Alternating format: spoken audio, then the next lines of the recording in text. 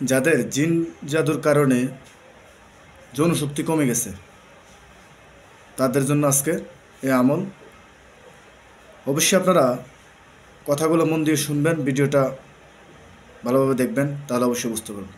দেখেন, অনেক সময় কিন্তু আমাদের পুরুষদের কিন্তু জাদুর কারণে কিংবা সাথে খারাপ জিন্নাতের কারণ, বদ জিন্নাতের আসরের কারণে পুরুষাঙ্গ কিন্তু নষ্ট হয়ে যায়। দ্বিতীয়ত প্লাস পুরুষত্ব কমে যায়, যৌন শক্তি কমে যায়।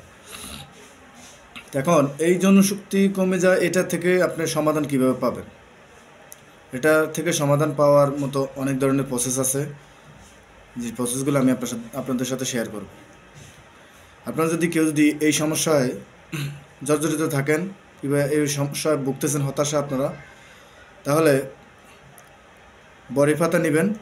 বড়ি পাতা নিয়ে সূরা ফাতিহা 7 বার, আয়াতুল কুরসি 7 বার, সূরা কাফিরুন 7 বার, সূরা ইখলাস 7 বার, সূরা ফালাক 7 বার, সূরা নাস 7 বার ওই বড়ি পাতার মধ্যে ফুঁক দিয়ে বড়ি পাতাটা ব্লেন্ডার করে নেবেন।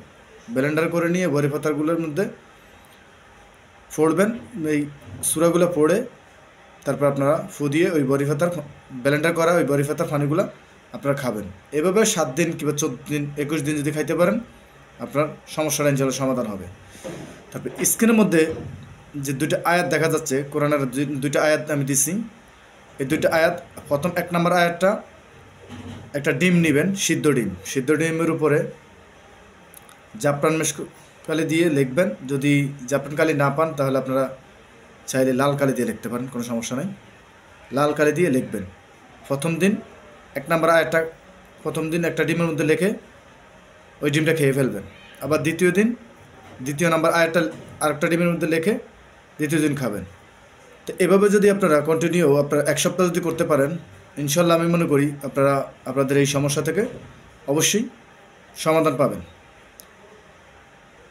বিশেষ করে অনেক সময় অনেকের শরীরের মধ্যে জাদুর কারণে কিন্তু অনেকের কিন্তু এই যৌন শক্তিটা কমে যায়। তো আপনারা অবশ্যই আমলটা করবেন। এই আমলের মাধ্যমে অবশ্যই আপনারা সমাধান পাবেন, আমি আশাবাদী ইনশাল্লাহ। কারণ আমি কয়েকটা রোগীর উপরে প্রয়োগ করছিলাম, ইনশাল্লাহ সফলতা পাইছি।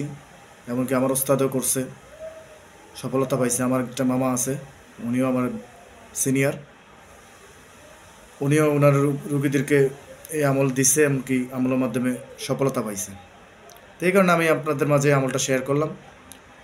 অবশ্যই ভিডিওটা আপনারা শেয়ার করবেন, বেশি বেশি করে শেয়ার করে দিবেন, যেন অন্য যারা এই সমস্যায় ভুগতেছে, অন্যান্য ভাইরা, তারা যেন বিষয়টা জানতে পারে, তারা যেন শিখতে পারে।